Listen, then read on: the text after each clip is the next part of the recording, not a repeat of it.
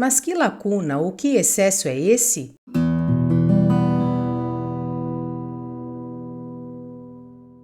Olá, sejam muito bem-vindos ao canal Liberaudiolivro. Eu sou a Giovana e hoje vou ler o capítulo 1 da obra Helena, de Machado de Assis. Se quiser informações sobre o autor, clique no card que aparece no canto direito superior ou no link na descrição do vídeo.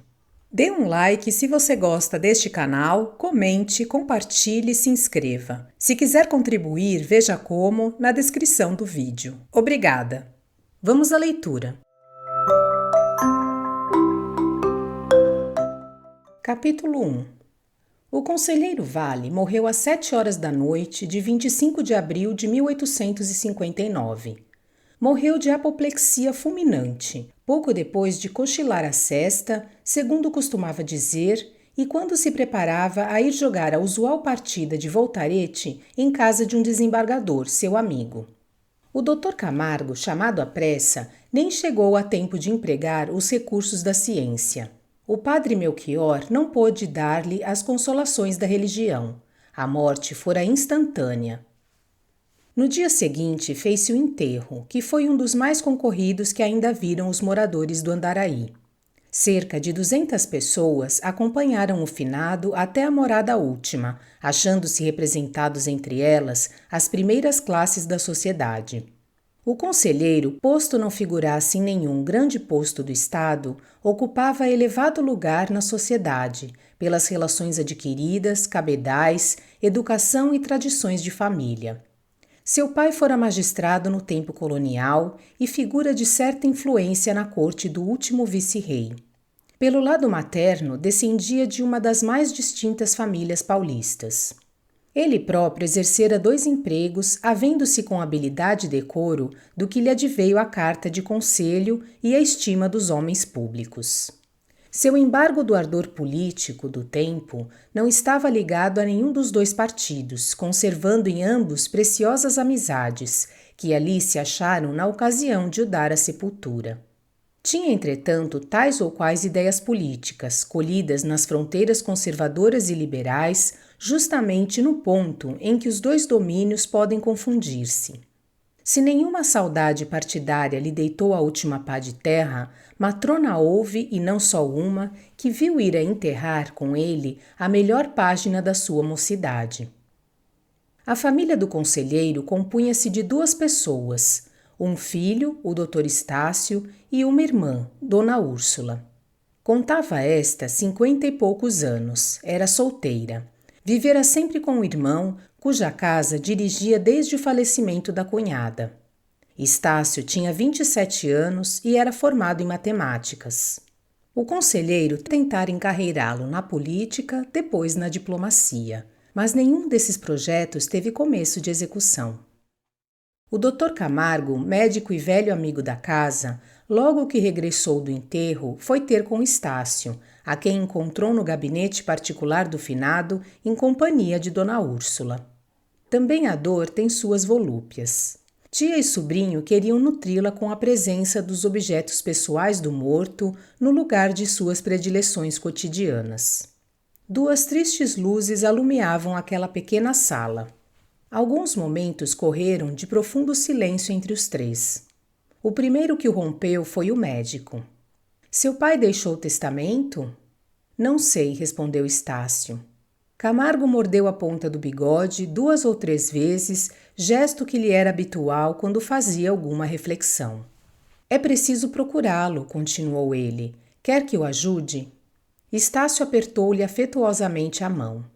A morte de meu pai, disse o moço, não alterou nada as nossas relações. Subsiste a confiança anterior do mesmo modo que a amizade, já provada e antiga. A secretária estava fechada. Estácio deu a chave ao médico. Este abriu o móvel sem nenhuma comoção exterior. Interiormente estava abalado. O que se lhe podia notar nos olhos era uma viva curiosidade, expressão em que, aliás, nenhum dos outros reparou. Logo que começou a revolver os papéis, a mão do médico tornou-se mais febril. Quando achou o testamento, houve em seus olhos um breve lampejo, a que sucedeu a serenidade habitual. É isso? Perguntou Estácio. Camargo não respondeu logo. Olhou para o papel como a querer adivinhar o conteúdo. O silêncio foi muito demorado para não fazer impressão no moço, que aliás nada disse, porque o atribuíra à comoção natural do amigo em tão dolorosas circunstâncias. Sabem o que estará aqui dentro? Disse enfim Camargo. Talvez uma lacuna ou um grande excesso. Nem Estácio nem Dona Úrsula pediram ao médico a explicação de semelhantes palavras. A curiosidade, porém, era natural, e o médico pôde lê-la nos olhos de ambos. Não lhes disse nada. Entregou o testamento a Estácio, ergueu-se e deu alguns passos na sala, absorvido em suas próprias reflexões, ora arranjando maquinalmente um livro da estante, ora metendo a ponta do bigode entre os dentes, com a vista queda, alheio de todo ao lugar e às pessoas. Estácio rompeu o silêncio.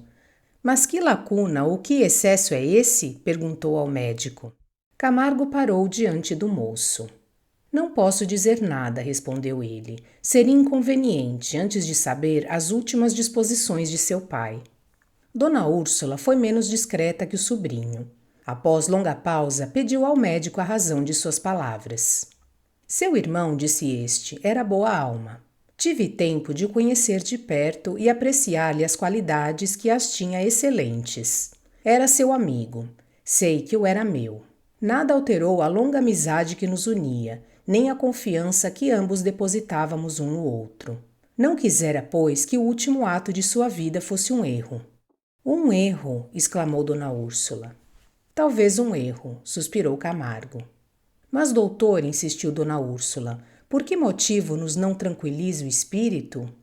Estou certa de que não se trata de um ato que desdoure meu irmão. Alude naturalmente a algum erro no modo de entender, alguma coisa que eu ignoro o que seja. Por que não fala claramente? O médico viu que Dona Úrsula tinha razão, e que, a não dizer mais nada, melhor fora ter-se calado de todo. Tentou dissipar a impressão de estranheza que deixara no ânimo dos dois. Mas da hesitação com que falava, concluiu Estácio que ele não podia ir além do que havia dito.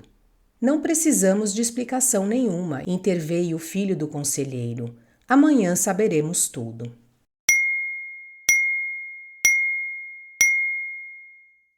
Nessa ocasião, entrou o padre Melchior. O médico saiu às 10 horas, ficando de voltar no dia seguinte, logo cedo. Estácio, recolhendo-se ao quarto, murmurava consigo. Que erro será esse? E que necessidade tinha ele de vir lançar-me este enigma no coração? A resposta, se pudesse ouvi-la, era dada nessa mesma ocasião pelo próprio Dr. Camargo, ao entrar no carro que o esperava à porta. Fiz bem em preparar-lhes o espírito, pensou ele. O golpe, se o houver, há de ser mais fácil de sofrer. O médico ia só. Além disso, era noite, como sabemos. Ninguém pôde ver-lhe a expressão do rosto, que era fechada e meditativa. Exumou o passado e devassou o futuro. Mas de tudo o que reviu e anteviu, nada foi comunicado a ouvidos estranhos. As relações do Dr. Camargo com a família do conselheiro eram estreitas e antigas, como dissera Estácio. O médico e o conselheiro tinham a mesma idade, 54 anos. Conheceram-se logo depois de tomado o grau e nunca mais afrouxaram o laço que os prendera desde esse tempo. Camargo era pouco simpático à primeira vista. Tinha as feições duras e frias, os olhos perscrutadores e sagazes, de uma sagacidade incômoda para quem encarava com eles, o que o não fazia atraente. Falava pouco e seco. Seus sentimentos não vinham à flor do rosto. Tinha todos os visíveis sinais de um grande egoísta. Contudo, posto que a morte do conselheiro não lhe arrancasse uma lágrima ou uma palavra de tristeza, é certo que a sentiu deveras. Além disso, amava sobre todas as coisas e pessoas uma criatura linda, a linda Eugênia, como lhe chamava, sua filha única e a flor de seus olhos. Mas amava de um amor calado e recôndito. Era difícil saber se Camargo professava algumas opiniões políticas ou nutria sentimentos religiosos. Das primeiras, se as tinha, nunca deu manifestação prática, e no meio das lutas de que fora cheio o decênio anterior, conservara-se indiferente e neutral. Quanto aos sentimentos religiosos, a aferi-los pelas ações, ninguém os possuía mais puros. Era pontual no cumprimento dos deveres de bom católico. Mas só pontual. Interiormente era incrédulo. Quando Camargo chegou à casa no Rio Comprido, achou sua mulher, Dona Tomásia, meio adormecida numa cadeira de balanço e Eugênia ao piano, executando um trecho de Bellini. Eugênia tocava com habilidade e Camargo gostava de a ouvir.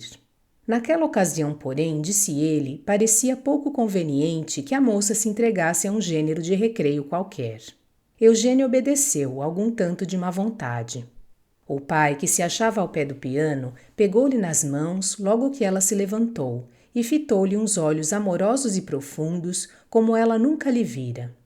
Não fiquei triste pelo que me disse, papai, observou a moça. Tocava por distrair-me. Dona Úrsula como está? Ficou tão aflita.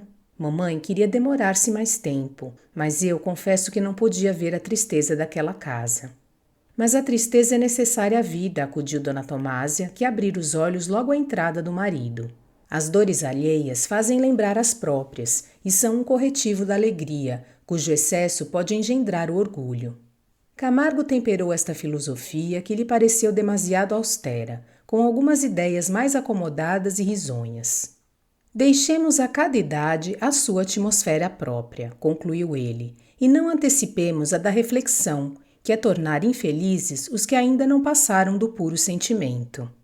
Eugênia não compreendeu o que os dois haviam dito. Voltou os olhos para o piano com uma expressão de saudade.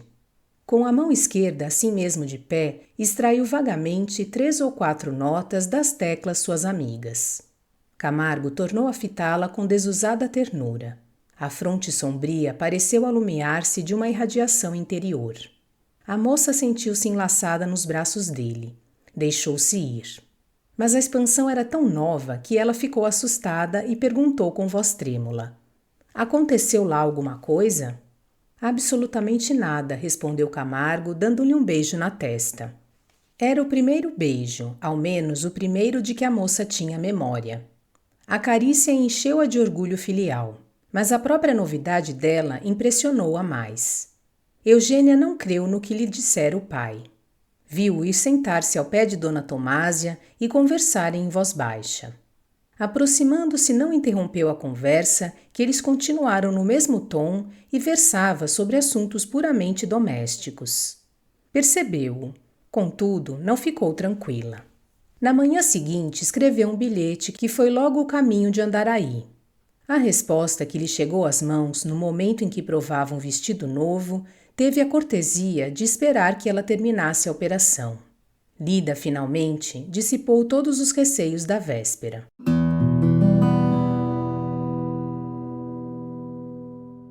Desejo que tenham gostado da leitura do capítulo 1 da obra Helena, de Machado de Assis. Obrigada por sua companhia e até a próxima!